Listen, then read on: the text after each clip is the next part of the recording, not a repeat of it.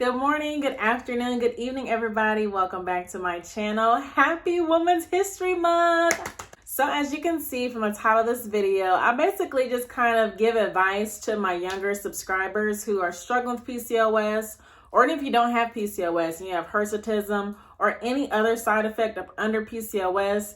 If I was my younger self between the ages of 12 and 15, these advices and these words of encouragement, I think, would have made my journey a little bit more smoother. I mean, now, almost at the age of 30, I'm very confident in having PCOS and struggling with hirsutism. I'm finding different ways that I can, cope with it naturally, staying encouraged, just being positive about life. So, if you are watching this video and you are a young woman or an older woman and you think you might have PCOS and hirsutism, just need some encouragement. If you watched my previous video where I basically gave my 1 month review of drinking the spearmint tea, I mentioned that when I was gone from social media for 2 weeks during my fast last month, I was just jotting down like a lot of notes and different ideas. And I was just thinking about my life as a woman, being in America, an African-American woman, to have a syndrome, to be diagnosed with something that there is no cure for. Growing up, I didn't see too many women that looked like me. I felt like at a young age, I was a lot of times depressed. Not, I wasn't walking around saying I was depressed, but there are different actions in being depressed. Going to sleep, taking naps, isolating myself, not, eating a lot, or just eating a whole bunch of junk food to kind of satisfy this need of feeling alone, feeling like there's nobody in my family that can understand what I'm going through. For menstrual cramps, everybody thinks that I'm being dramatic because I need to go to sleep. I need 5 heating pads. I have to call off work, leave school. I basically wear a diaper. Like, I just was literally going through so many things as a young woman that I'm like, either I'm dying or just I'm like an alien. Like, nobody understands what I'm going through. And then, going to doctors and them just, trying to put me on birth control to supposedly fix it. It was just like, I'm not even having sex. Like, why should I be on birth control? But they're like, with the hormones, will kind of elevate your hormones. And I'm like, no, like, I don't want to do that, because as a young age, my mom shared this with me, like, being on birth control can sometimes mess it up when you want to have children. So as a young woman, I was like, I'm never taking birth control. And I had cousins and girls at my church who were on birth control, and they were big as balloons. Like, they were huge. Like, to be 12, 13, 14, they looked like they were 21 going on 27. I mean, just really big breasts, big stomachs, big butts. And I'm like, oh no, I'm not doing that. I don't want to blow up. I did want to have a nice bust and a nice butt, but I'm like, nah, I'm not doing the birth control thing. Okay, so I guess the first thing I would say is some advice from a mother figure or an older sister figure, somebody in your life that you look up to. So thankfully, my mother is still in my life. I look up to her for every single thing in my life. We talk every day. We have a very excellent relationship. I love you, Mom, so much. So having her growing up was very, very encouraging, because even though she was not sure what I was going through, she was still there, encouraging me, telling me how beautiful I was. We'll figure this out. We're not going to give up. We're going to find, something that works for you. We'll go get waxes, to remove the facial hair. We'll go to a doctor, see what they recommend for your menstrual cramps being so intense and for you being on your menstrual cycle for, almost a week at a time. I mean, she was just there for just everything I needed. So my mom is like the mother of the year, mother of my life, because she just did such a good job encouraging me that even as a teenager, like, I just feel like I was such a terrible teenager. My mood swings, being mean to my little sister, I was the worst teenager. I would just say, because as a young woman, you go through so many things in your life that having a female or a mother-like figure or a big sister figure or a grandmother figure, anybody that you can like see yourself being when you get older, go to them. It's not going to be easy going to them when you look like a monkey in the face because you have so much hair, and then looking at them and they look like, you know, they can't even grow hair. So it is going to be hard to go to somebody that doesn't look like you, but just having somebody just to talk to. Piece of advice I would give was continue to be active. I was in basketball, track. My mom had us in piano at a young age, ballet and tap at a young age. What else was I in? Besides basketball and track, I don't think I did nothing else. But just being active, or even if it's not like a sport, because girl, like I used to get perms. So if we had basketball practice and I was getting my hair done, I wasn't going.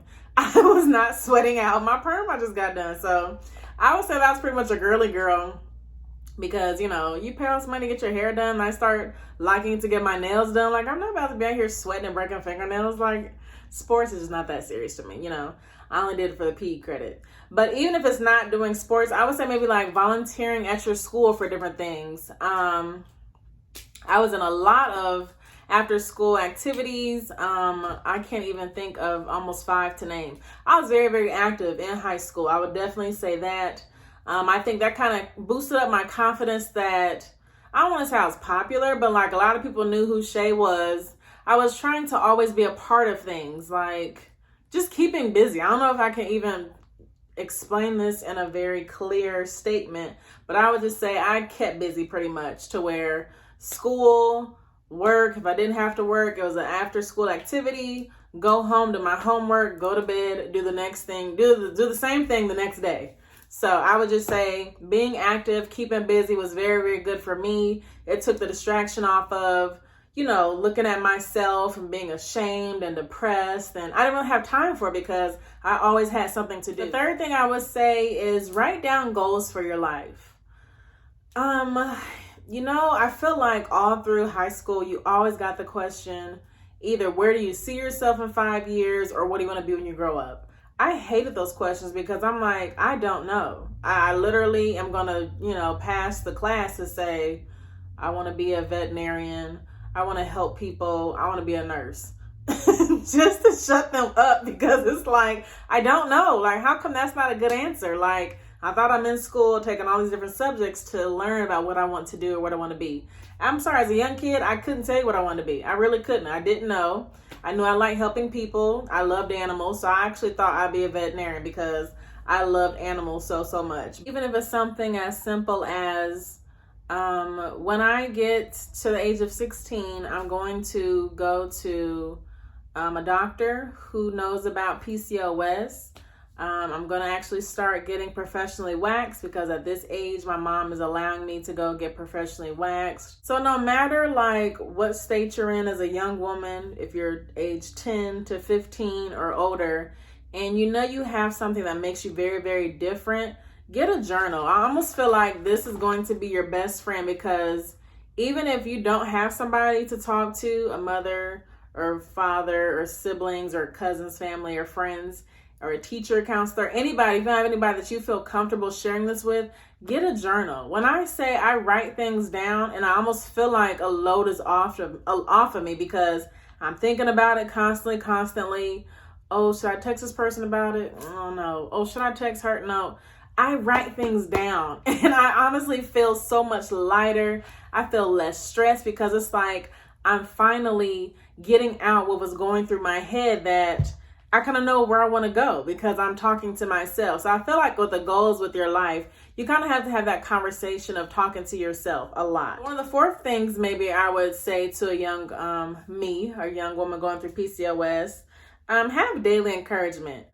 For me, I would say it's waking up to Kurt Franklin, Dietrich Haddon, Mary, Bruno Mars, Adele, John Legend, and Kim.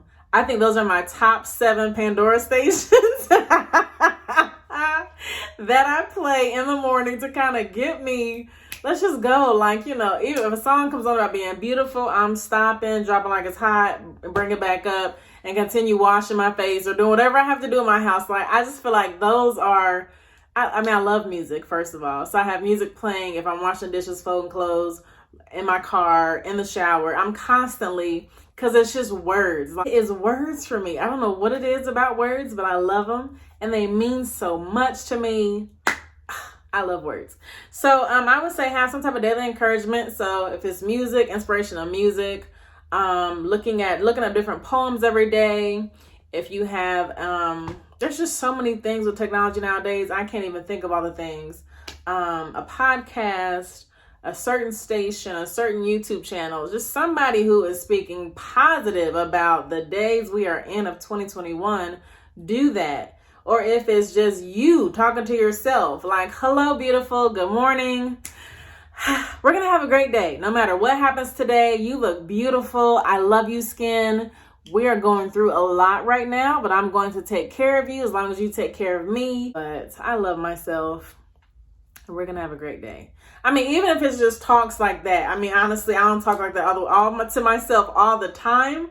But majority of the time, I almost have to, because it's like, it's just me. Like, nobody else is going through this journey in my life like I am. So I have to encourage myself. I have to put myself out there. If I want to succeed in becoming married one day, thinking about having children, I have to show myself so much love, so much confidence, get out of my comfort zone, because who else is going to do it but me? Nobody can live my life for me but myself. So I definitely say having that daily encouragement, those pep talks, I mean, whatever gets you going. Another piece of advice I would say is when you're of age, like if you're in a household like mine was, we weren't allowed to wear makeup. Is it 16 or 18? Shoot, wish I could call my mom right now. We were only allowed to wear clear nail polish at the age of 13.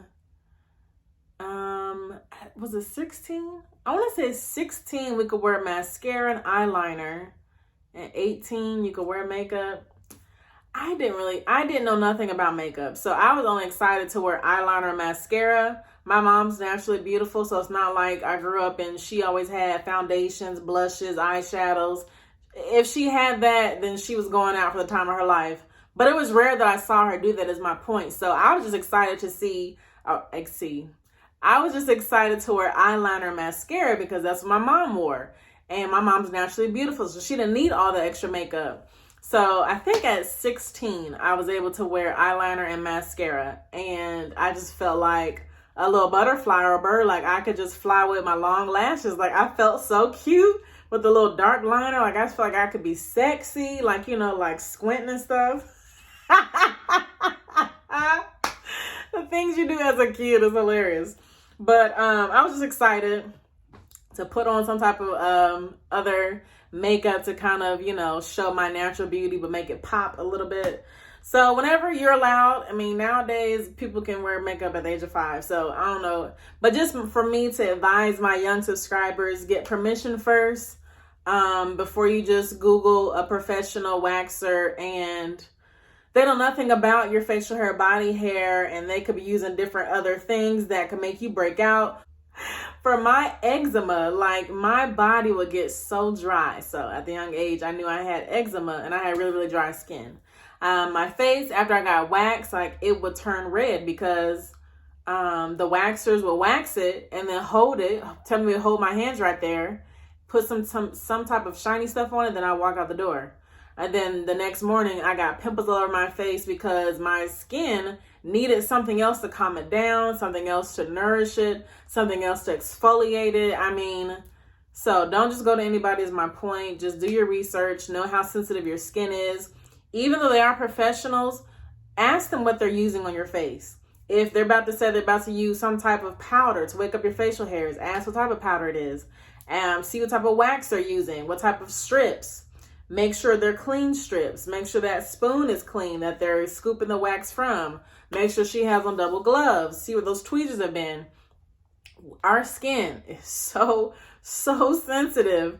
And this is the only skin that God gave us for this body. So we have to know what we can handle, what we can take. A lot of stuff I knew that I couldn't do. Some type of powder she put on to wake up my hairs, it made me break out. There's other oil she was using. It was a thick oil. It looked like somebody slapped me with chicken grease. It was so much oil on my face after I got waxed. I would break out because of that. So I think too, just at a young age, you're learning your body, like you're knowing what your body can and can't. I'm going to say this last part and I'm going to feel so old saying it, but my mom, my dad, and everybody in my old family have said this all the time. Boys will always be around. So to my young subscribers who are going through your menstrual cycle and then you're, noticing boys just don't have cooties or they're just not ugly or rude or ghetto and you're starting to have feelings for them, but you're nervous because what if they see your facial hair? What if they see your body hair or, just different things? It's easier said than done. Because I was very boy crazy when I was a teenager. Very boy crazy. I got my car taken away. I got my phones taken away because I was sneaking to talk to boys. Boy crazy over here. But boys are still around. Men are still around. They're all over the world. I did this video because I'm looking at my beautiful nieces as they get older and how I'm going to answer them when they ask, Auntie Shay, why do you have facial hair? Why do you have body hair? Even if them, my sister just had a baby and her name's Tiana. So if Tiana, has something similar to Auntie Shay, how can I educate her, but keep her encouraged, but make her feel so loved at the same time? I think the root of everything when it comes to this syndrome is you have to have love and support. When your little girl is growing up and she has more facial hair than her brother and she does not feel loved, she's, staying in her room, she's taking, naps, more frequently. She's just, to herself, she's just not as happy as she was when she was from 1 to age of 10. Now as a young woman developing throughout her menstrual cycle, she's starting to push away. Reach out to her. Tell her, come on, let's go do something. What do you want to do? What's going to make you happy? Even if she is a lashing, won't shut her mouth teenager like Shayla was, just still shower her with so much love. Keep her encouraged because as she gets older, she can always say, even when I didn't feel my prettiest, I knew my mom was there for me. I knew my Auntie Shay knew what I was going through. She was there for me. Excuse me. I mean, all the times I think about the stuff I was going through, my mom was right there. Like, and my younger sister, she was right there. So I can't really say that my journey, I struggled a lot by myself. I did, but even though they didn't know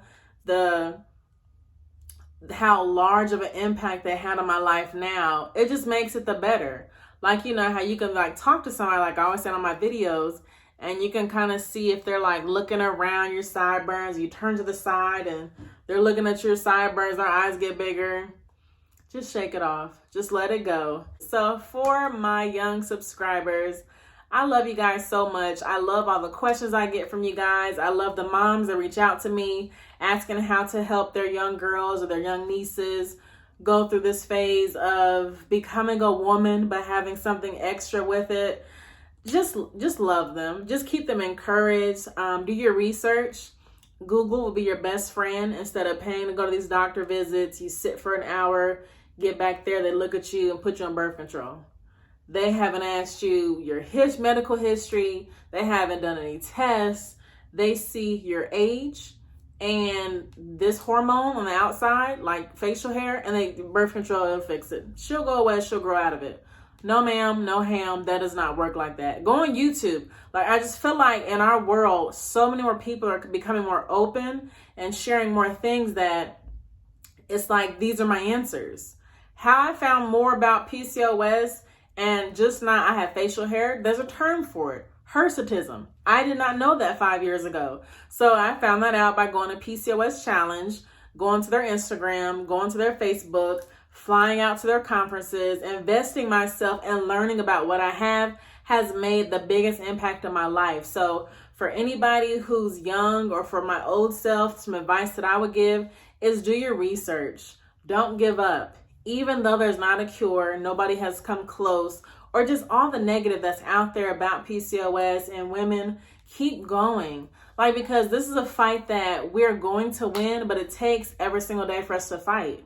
Fighters don't just win because they got there and they got the right gear on and they can knock out the dude in one punch. No, they train for it. They, ate correctly. They went to practice every single day. I mean, it was literally an every single day thing for them to win. So I honestly feel like that's with us and a lot of things in life. You can't just wake up and be like, I'm gonna tackle this and I'm gonna win. No, you have to meditate on it, pray about it, practice. I mean, give it your all, not just give halfway. So I feel like too, with anything, a lot of women ask me why I don't take all these different type of medications to minimize my hormone levels or get electrolysis.